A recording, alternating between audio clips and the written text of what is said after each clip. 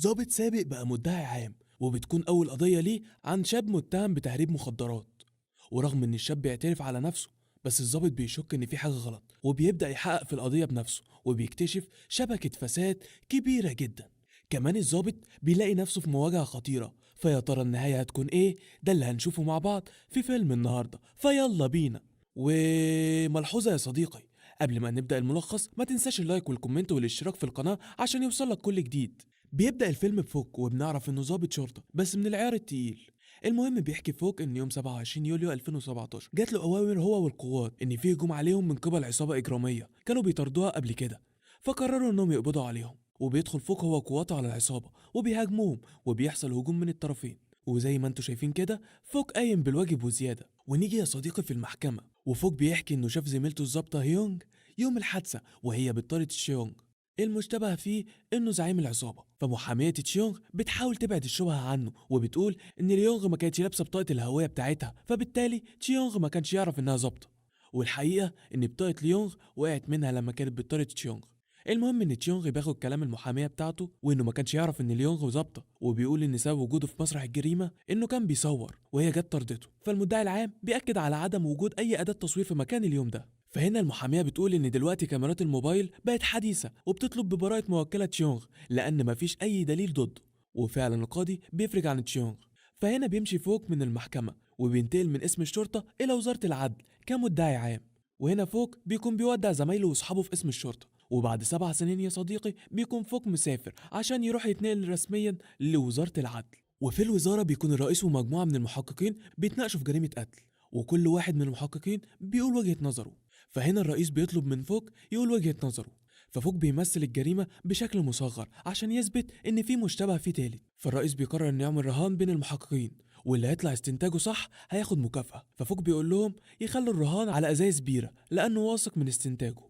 المهم ان الرئيس بياخد فوق وبيكلمه وبيعرفه على نفسه، وبنعرف ان اسم الرئيس باو، وانه هو المعلم للمحققين، وانهم تلاميذه، وانه لو في اي محقق او ضابط جديد هو اللي بيتابعه وبيساعده. وبعد ما باو بيعرف نفسه على فوق فبيديله قضيته الاولى في وزارة العدل، وبيفتح فوق قضيته الاولى، وبيبدأ باو يحكي له تفاصيل القضية. وبنعرف ان من فترة الجمارك لقت شخص مستورد كيلو جرام من الكوكايين، وده من البرازيل على هيئة شحنة من البريد. وساعتها الشرطة راقبته لحد ما وصلوا لبيت المتهم الأول اللي هو كيت، وقبضوا عليه. وبنشوف هنا يوم الوقعة لما الشرطة خبطت على كيت وهو مع جده، وساعتها كيت استلم الشحنة. ولما الشرطة دخلوا عليه فكيت حاول يهرب منهم، بس مسكوه في الآخر. ووقتها قال إن الشحنة دي مش بتاعته، وإن مدي لعنوانه لشخص اسمه تشان، معنى إن تشان كان هيستلم الشحنة عن طريق عنوان كيت. وبنرجع لباو وهو بيكمل لفوق، وبيقول له ان بعد 3 شهور كيت غير شهادته وقال ان هو ما اداش عنوانه لشان. فهنا فوق بيقول له ان بما كيت غير شهادته فاكيد هو بيكذب. ونروح عند كيت وبيكون معاه لي، ودي المحاميه بتاعته، ومعاها المساعد مان. وهنا لي ومان بيحاولوا يقنعوا كيت انه يعترف على نفسه وينفي التهمه من على تشان، وساعتها هياخد حكم مخفف. وبالحدقه كده يا صديقي بنعرف ان المحاميه دي اصلا تبع تشان وعند يونغ. وبنعرف انه مدعي عام في وزارة العدل، وبيكون بيحقق مع تشان اللي مش بيعترف بأي حاجة. وترجع للي اللي بتشرح لكيت يعمل ايه بالظبط وقت المحاكمة. وفي المحكمة بيكون باو مع فوك وبيقابلوا لي ومان، وهنا لي بتعرفهم ان كيت هيعترف على نفسه، وبتطلب منهم يشيلوا التهمة من على تشان. فبيكون فوق مستغرب جدا ان ازاي عايزه موكلها يعترف على نفسه وبتدافع عن المتهم التاني. فبيرد مان ان خلاص كيت اعترف على نفسه وانهم مش عايزين يورطوا حد بريء زي تشان. وبيقطع كلامهم يونغ، وبيعجبوا سياسة ليه في القضية وبتشكره وبتمشي. وهنا باو بيعرف يونغ وفوك على بعض، وبعدين لسه يونغ هيمشي فبيروح فوك وبيسأله هما ازاي موافقين على ان كيت يعترف على نفسه وان المخدرات بتاعته، رغم ان رجوعه في كلامه حاجة غريبة، وتشان هيطلع براءة رغم انه اتمسك بالمخدرات في بيته. فيونغ بيكون رده ان ده مبدأ الوزارة، لو في دليل ضد المتهم بيتقبض عليه، لو مفيش دليل خلاص بياخد افراج. وتعالى معايا يا صديقي للمحاكمة. وهنا ليه بتبلغ القاضي ان موكلها كي هيعترف على نفسه، وبيجي دور فوق المدعي العام وبيقول انهم هيعدلوا اعتراف كيت وهيسحبوا التهمة اللي ضد تشان. وهنا كيت بيعترف ان المخدرات بتاعته وبيطلب حكم مخفف، والقاضي بيحكم ان التهمة ضد تشان هتتسحب وهيتحدد محاكمة بخصوص المخدرات اللي لقوها في بيته. وبالنسبة لكيت فهيتحول للإدارة العليا عشان ياخد حكم مخفف.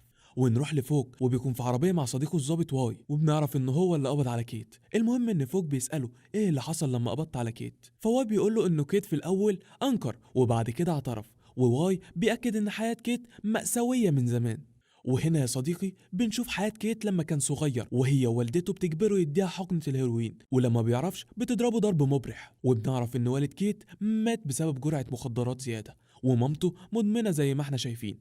وبنكمل مع حياة كيت وهو صغير، وبنشوفه هو في المستشفى متكسر، وأول ما جده بيشوفه بالمنظر ده بيروح وبيضرب مامته وبياخد كيت يعيش معاه. واي بيلفت انتباهه تاجر مخدرات كان بيدور عليه بقاله فترة، وهنا التاجر بيجري وبينزل واي يجري وراه، وبينزل فوق وبيسوق العربية وبيروح وراهم. وهنا واي بيقدر انه يمسك تاجر المخدرات، بس بيتلم عليه رجالة التاجر وزي ما تقولوا كده عصابة كاملة متكاملة، وساعتها التاجر بيهرب. وبيبداوا انهم يهاجموا واي اللي بيكون عنده قوه بدنيه عاليه وبيقدر انه يتغلب عليهم. وبيجي فوق بالعربيه وبيدخل وبيضرب كام واحد من العصابه بالعربيه، وبينزل وبيفتح شنطه العربيه وبيطلع مضربين جولف، واحد ليه وواحد لواي. وبتبدا المعركه بين فوق وواي وبين العصابه، وبيكون فيه هجوم وضرب من الطرفين. وفجأة بيقع جوز هند وبيكون فيه كميات كبيرة من المخدرات، وبتيجي قوات الشرطة وبتقبض على العصابة وبتصادر المخدرات. ونروح لكيت في السجن وبنشوفه وهو بيعاني مع المجرمين، وهنا الجد بيكون بيزور كيت وبيطمن عليه، وبيتفاجئ لما كيت بيقول له انه مش هياخد حكم مخفف. فالجد بينصدم لانه كان مصدق كلام المحامين. وبيروح الجد لمان وليه وبيتخانق معاهم، وبيتهمهم انهم ضللوه هو وكيت وضحكوا عليهم، رغم انهم عارفين ان كيت بريء. فلما الجد ما بياخدش معاهم حق ولا باطل فبيتعصب، وكان هيضرب مان بس بيخاف لما ليه كانت تطلب الشرطة، وبيمشي وهو مكسور. ونروح لفوق اللي هو مع ابوه، وبنعرف ان ابو فوق موجود في مركز رعاية لانه عنده زهايمر بس مش شديد قوي، وبيروح فوق ليه من وقت للتاني عشان يطمن عليه. وهنا ابو فوق بيحكي له عن ذكرياته والقضايا اللي مسكها قبل كده، وبيدردش معاه شويه وبعدين بيمشوا. وفي المحكمة بتشوف تشانج محامي كيت الجديد، وهو بيطلب النظر في قضية كيت لأنه تم إجباره على الاعتراف على نفسه. وساعتها القاضي بيسأل فوق لو عنده أي ملاحظات، لكن فوق ما بيكونش عنده أي ملاحظات. وفي مكتب يونغ وبيكون هو واو مش عاجبهم رد فعل فوق إنه ما اداش ملاحظات على قرار المحامي في النظر في القضية، رغم إن المفروض القضية اتقفلت. وبيكون من وجهة نظر فوق إن كيت مظلوم وعايز يديله فرصة.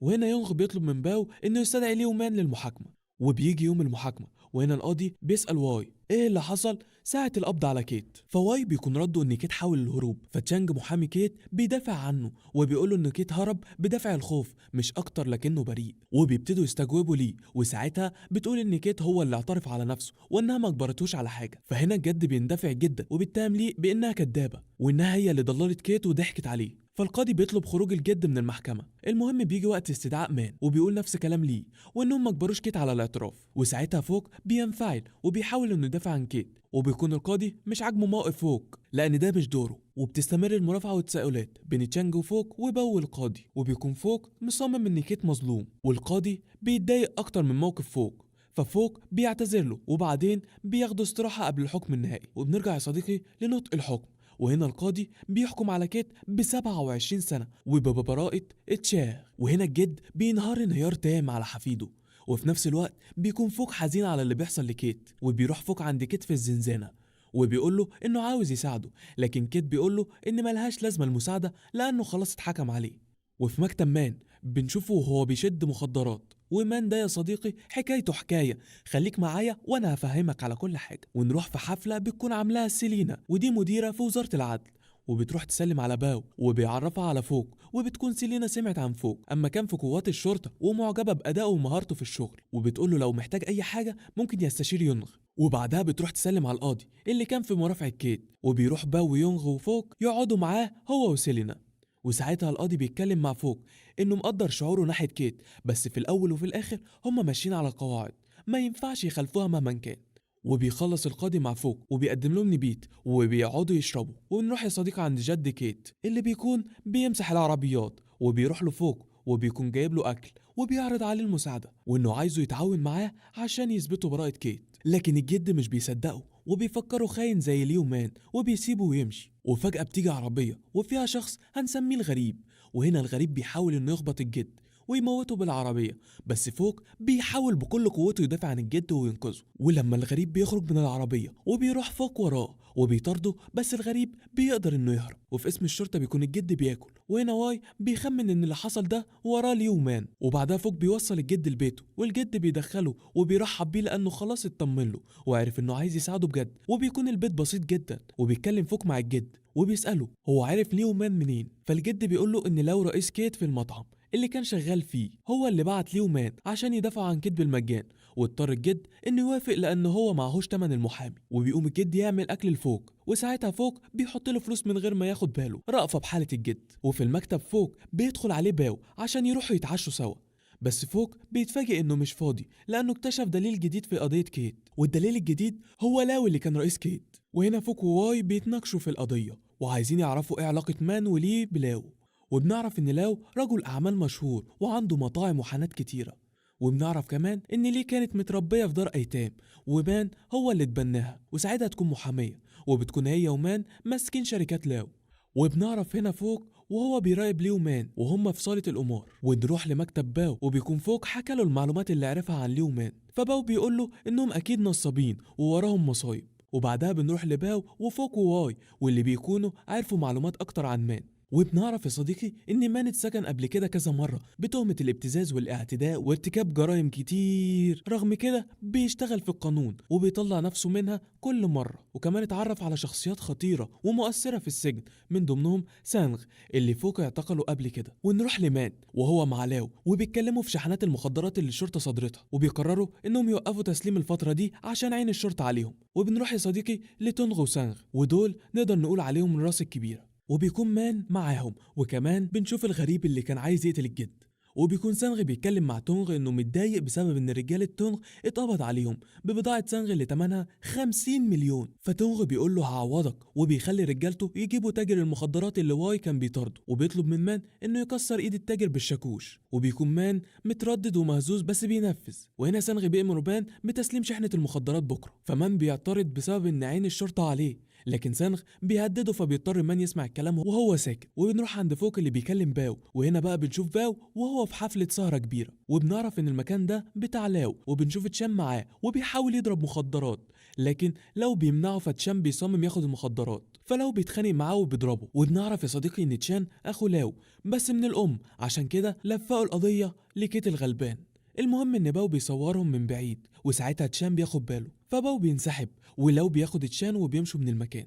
وهنا رجالة لاو بياخدوا بالهم من باو وبيضربوه، بس بيجي فوق وبياخدوا على اساس انه حد من المكان وطلب الشرطة لباو. وهنا الرجالة بتحس ان في حاجة غريبة فبيهاجموا فوق، وبتبتدي معركة قوية بين مجموعة رجالة كتير جدا وبين فوق اللي بيقدر بقوته يهاجمهم بنفسه. وباو بيتصل بواي عشان يجي، وبتستمر المعركة لحد ما الرجالة بيشوشوا الرؤية بطفايات الحريق. وفجأة بيجي واحد وبيضرب فوق بالطفاية في دماغه فبيغمى عليه، وبيفوق فوق وبيقوم يهجم على واي عشان بيفكروا واحد من الرجاله، بس بيستوعب بعد كده. وساعتها باو بيعرفوا ان تشان اخو لاو، وبيقول له انهم مسكوا الرجاله اللي هجمته. وبيعرف باو وبيروح باو ليونغ وبيحكي له اللي حصل وعن الادله اللي اكتشفوها. وبيكون يونغ في الاول معترض بس بيقرر النظر في القضيه تاني، وبيروح ينقل لسيلينا عشان ياخد رايها، وبتكون متضايقه من محاولات فوق في فتح القضيه وان كده الناس هيشكوا في قرارات وزاره العدل، بس بتقرر توافق. وفي مطعم بسيط بيكون فوق مع جد كيت وبيطمنه انه فتح القضيه تاني وهيتعمل محاكمه وهيتاخد فيها اقوال الجد اللي بتثبت ان لاو اخو تشان اللي كان رئيس كيت، وبكده هيبقى في شك ناحيه تشان، معنى كده ان في امل ان كيت يخرج. فالجد بيفرح قوي وبيتنبأ بمستقبل حفيده للاحسن، وبيدخل فوق للحمام،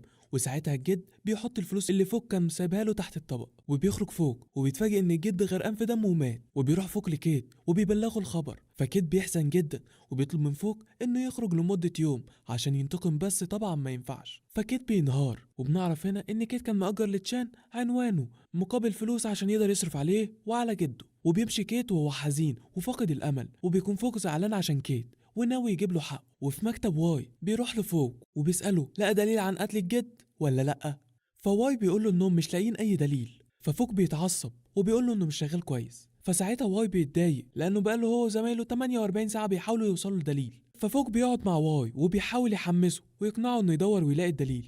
وفي المترو فوق بيقابل ليونغ زميلته في اسم الشرطة لما كان ظابط، وبيكون معاها ابنها، وبتشكر فوق لما انقذها من تشيونغ اللي كان مشتبه فيه لانها كانت حامل في ابنها ده. وفي المكتب عند فوق بيكون هو وباو بيتكلموا عن القانون، وبيدخل عليهم زمايل فوق وبيدوله ازايز بيرة عشان الرهان اللي كان بينهم، لان كلامه طلع صح في القضية اللي قال فيها وجهة نظره اول ما دخل وزارة العدل. وتاني يوم بيروح فوق لواي وبيقول له ان اكيد في ضحايا كتير زي كيت، وكان بيتباعت شحنات مخدرات عن طريق عناوينهم، وان لو لقوا حد منهم وراح المحاكمة وشهد كيت هياخد براءة.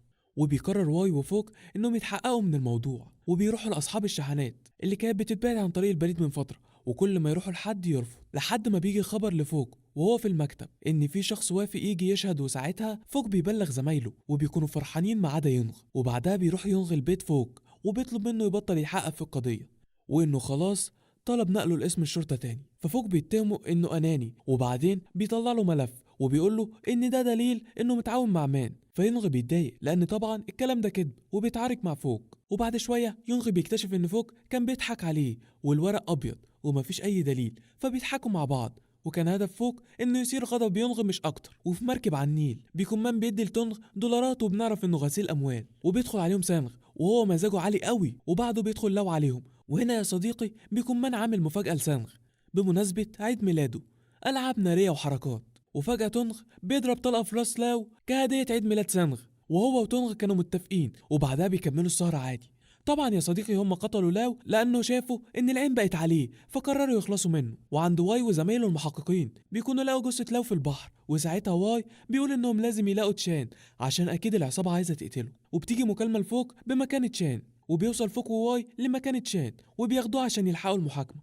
وفي الطريق بيكون فوق بيقنع تشان انه لو اعترف بالحقيقة هيساعده انه ياخد حكم مخفف.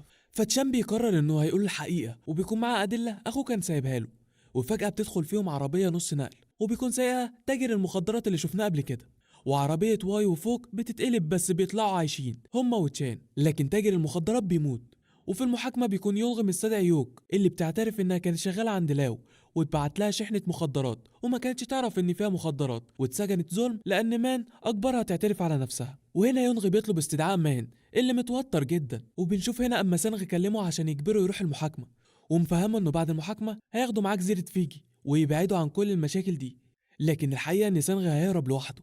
ونرجع هنا لمان اللي بينفي اي تهم ضده، فيونغ بيطلب من القاضي انه هيستدعي تشان، وبيكون القاضي مش عاجبه الوضع، بس بيضطر يستنى تشان بعد ما تشانج بيطلب استدعاء تشان هو كمان. وفي المترو بيكون فوق معاه تشان عشان يروح المحاكمه، وبيدخل عليهم قاتل مأجور ومعاه مجموعه من الرجاله متخفيين. وفجاه يا صديقي بيبتدي الاكشن وهجوم بين فوق والقاتل ورجالته.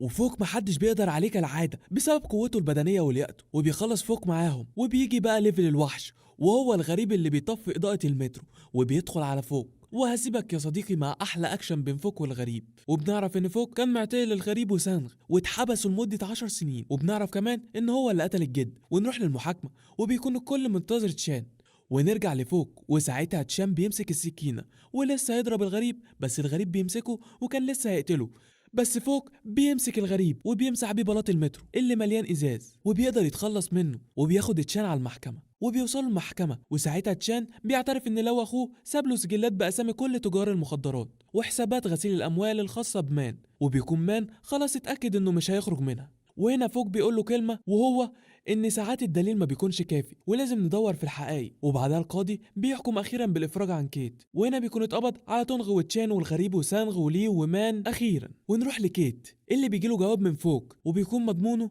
طلب سفر كيت يكمل دراسة بره، وبيكون كاتب له ان مفيش حاجة تقدر تطفي النور اللي جواه. واخيرا بيتقبض على تشيونغ المشتبه بيه في اول قضية خالص. وبيكون هنا فوق مع باباه بيستجم على البحر بعد ما حقق العدالة.